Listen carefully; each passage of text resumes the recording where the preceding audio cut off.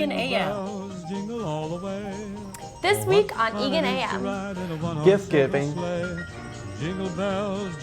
St. Paul Saints Winter Carnival.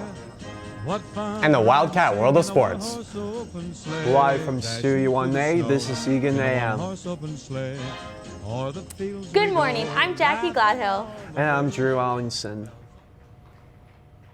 On Tuesday, the class of 2023 attended the freshman retreat. The students learned how to respect others, respect themselves, and stand up for respect. They came up with ideas on how to improve our school's respect as well. The new trimester has begun, which means something new for Eagan AM. We're introducing a brand new segment, Pause Applause. All around Eagan High School, PAWS classes are doing special and unique activities that deserve applause.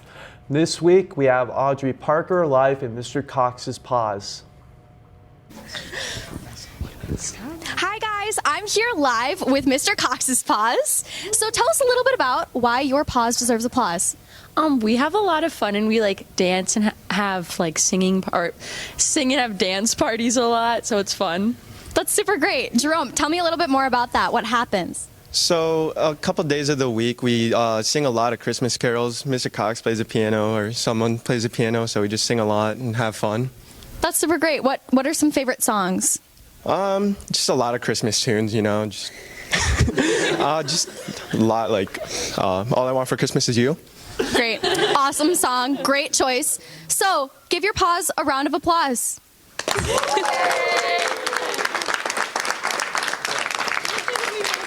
All right. And if your pause does something special every week, something super fun, tell Eagan AM about it, and we will feature you next week on our show. Back to you guys. Thanks, Audrey. Every week, we'll be showcasing a pause class that deserves applause and may inspire us in our pauses. Attention, Eagan High School. It's holiday season, and that means a lot of things, including cookie making, movie watching, and gift giving. We all love to receive gifts, but more people than you think use this time for giving to people other than family and friends. We sat down with Mr. Wierzbinski on how to donate your time instead of your money. Being the holiday season, now is the time where people like to receive gifts. Also, many people want to give back, mostly in the form of donating their time. We sat down with the leader of Interact Club, Mr. Wierzbinski, to learn more about how you can donate your time during this holiday season. Interact Club is like a branch of the Eagan Rotary Club, and we do a lot of volunteer activities throughout the year. If you look at Interview, which is our sign-up website, I think that's the best place to see a lot of these options. Like right now, there's opportunities with the Eagan Dance Line that you can sign up for volunteer things.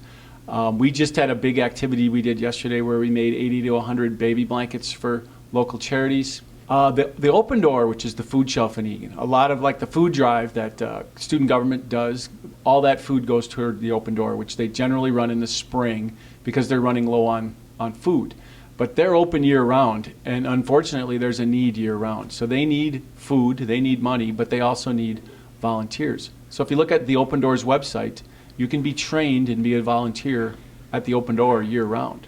One of the things that one of our big projects that Interact does is we use money that we've raised throughout the year, and we've purchased about $800 worth of fabric fleece that we will use to make baby blankets for about 8 different organizations. We work with one main organization, and they distribute those blankets to several different charities within the area. I know kids need volunteer hours, but I always say you join for the wrong reason and you stay for the right reason. So I mean, it just feels good in general to help others. And you might sign up and show up at an event and go, oh, this is a drag, I don't want to be here on a Saturday morning. But by the end of the event, it feels good just to feel that you're helping the community. Some new mothers are unable to afford brand new items for their newborn. So for the past 6 years, Interact Club has brought around $700 worth of fleece to make baby blankets for them. The blankets are 40 ends by 50 ends, each one having a fun and colorful pattern tied and cut by Interact members. They made around 90 blankets, and each one will go to a local charity. Some of them include the Open Door, Mary's Place, and City Life Center. Interact Club has many other volunteer opportunities coming up, just like this, including volunteering for the Eagan dance team, Christmas caroling at the elderly home, and tutoring middle and elementary school kids. If you have any interest in joining, talk to Mr. Warbinski in room 236. This week, Eagan hosted their annual JV Novice State Debate Tournament as well as a Sections Tournament for Congressional Debate.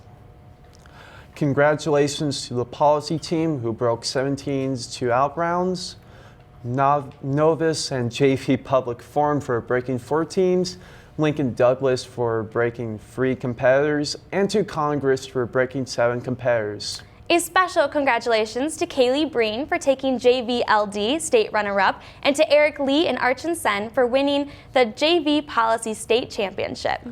Eagan was also hosting the Sections Tournament for Congress and qualified both competitors. Congrats to Grace Batuli and Maddie Berg, who will be headed to state in January. Great work, Eagan. Our second trimester is off to a good start. To help it stay that way, we asked our seniors to give some academic advice to our underclassmen. Most important study tip will probably be to start studying earlier and try to not to make excuses not to study. Plan ahead and pace yourself so that you're not left with a bunch of work the day before it's due. I think you should do your homework as much as you can during school, so then you can actually do stuff after school with your friends. Use study halls and make sure that you get all your work done before you have any free time. I try to start my bigger projects a couple days before, so then they don't all pile up on one night. I would avoid going on your phone just because it makes it super easy not to do your work. Procrastinating and going on your phone because it'll distract you a ton. Wow, those were very helpful. I know, I might use some of them myself. With the holiday season approaching, winter festivities have begun. Around the Twin Cities, there are plenty of outdoor activities to enjoy, including the new event at the CHS Field. Destination Winter St. Paul just opened for the winter, and there's plenty of fun to be had. Here's Kate with the story. On December 6th, a new event opened at CHS Field, home of the St. Paul Saints, and it is here to stay for the winter. With plenty to check out, this is definitely a place you will want to go with your family and friends over winter break. We headed out there to see what all the fun was about and spoke with Sean Aronson, the Director of Media Relations for the St. Paul Saints, to find out exactly what Destination Winter St. Paul is. So I've been with the Saints for 13 years. The city of St. Paul, Visit St. Paul, they are instrumental in this as well. They ran the Wells Fargo Winter Skate over at the Landmark Center, but they needed that room this year for the Winter Carnival, and so they asked us if we would have the winter skate down here. We were very happy to do so. Destination Winter St. Paul, it's a 3-month event. We've got the Wells Fargo Winter Skate, which used to be at the Landmark Center, is now down here at CHS Field. That is free to skate, goes Monday through Sunday, so every day of the week. I think all we're closed on is Christmas and New Year's. And then the Securian Financial Super Slide, which is a 40-foot drop, 130 feet long in length. Super Slide, $10 for adults, $7 for kids, get you an hour time slot to slide as many times as you want. The Super Slide is open Thursday through Sunday. CHS Field is a summer destination. Everyone comes down here for the summer. Well, we have now turned this into a winter destination for the next 3 months. And on top of the 3 months of ice skating and sledding, there will also be a parade taking place as a part of Destination Winter St. Paul. There will be a parade that will start at Rice Park, basically at the statue of Herb Brooks. It will walk about a mile down the road to CHS Field. You'll have all the youth teams taking part in it. So we just are thankful for anyone that wants to come out and enjoy a winter evening with us. Skating in the slide will be open for 7 days a week from now until February 22nd. Skating is free and the slide costs $10 for 1 hour of riding. Make sure to grab some friends and head out there this winter break. Signing off from Eagan AM, this is Kate Heine. Thanks, Kate. That sounds like it'd be a great place to go with some friends over the winter break. Make sure to check it out anytime from now until February 22nd. It's the season for baking, so we have Timmy live in studio baking for the holiday treat. Off to you, Timmy.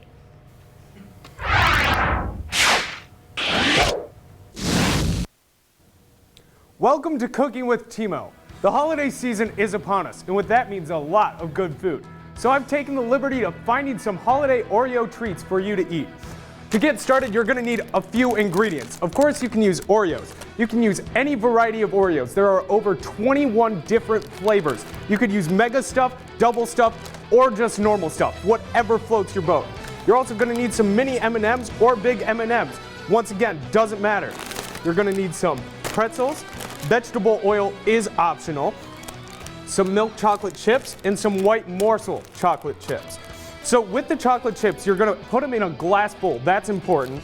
And then you're going to heat them up in the microwave for, say, about 45 seconds until you get a nice little chocolate variety.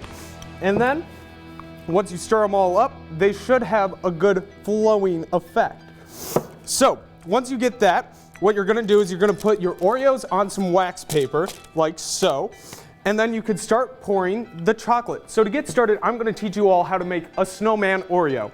You're going to want to use your white morsel chocolate, and you're going to just pour it on the Oreo. Once you do that, you just spread it out on top. You following me, camera guy? You getting this? Look at that.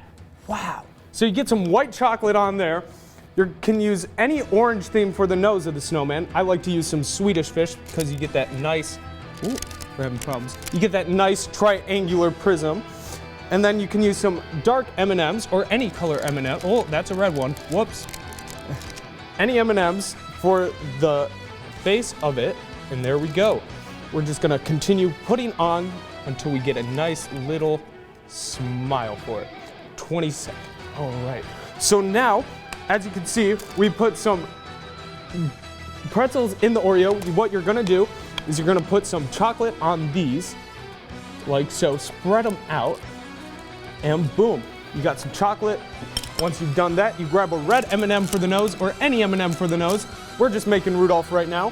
And then you can make some sugar eyes, like so. Put them on there, and then you got a reindeer. As you can see, you gotta let them cool down for a minute, let them go. And the final product is like so. You can even kebab them if you want. Look at that. That's all we have for you this week on Cooking with Timo. Back to you guys. Thanks, Timmy. Those look great. Now it's time for the WCR. Take it away, Ian. What's up, Wildcats? Our winter sports have had a fast start, so let's get you caught up. The boys basketball team had their first game against Woodbury last Thursday, losing by a score of 54-65. They bounced back in their second game, destroying White Bear Lake 72-45. They had 37 rebounds, 1 block, 7 steals, 18 assists, and had a field goal percentage of 58%. Before the boys basketball game had their first game against Hastings on Tuesday, the class of 2028 was there to cheer them on. They got off to a slow start in the first half, but in the second half, they outscored their opponent 50-15, winning 70-33. Their next game is tomorrow at Apple Valley. Last Friday, boys swimming took on Rosenau, winning by a score of 94-92. It came down to the last event when Jackson Keller made an excellent comeback in the last leg of the 4x100 relay. Their next meet is at Lakeville South. Last Saturday, our girls basketball team crushed Bloomington Jefferson by a score of 66-47. The girls got 50 rebounds, had 19 assists, 10 steals, 8 blocks, and shot a field goal percentage of 41%.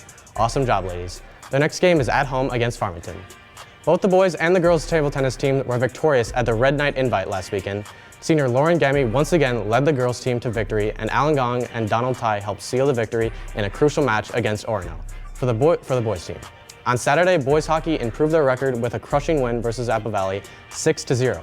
Key goals were scored by Cole Gibson, Johnny Myers, and Ben Willard. They battle Farmington tonight at Eagan Civic Arena. Also, the annual Stick It to Cancer game will be on Saturday versus Prior Lake at 3 o'clock. Show your support by wearing white on Friday as we unite in the fight against cancer.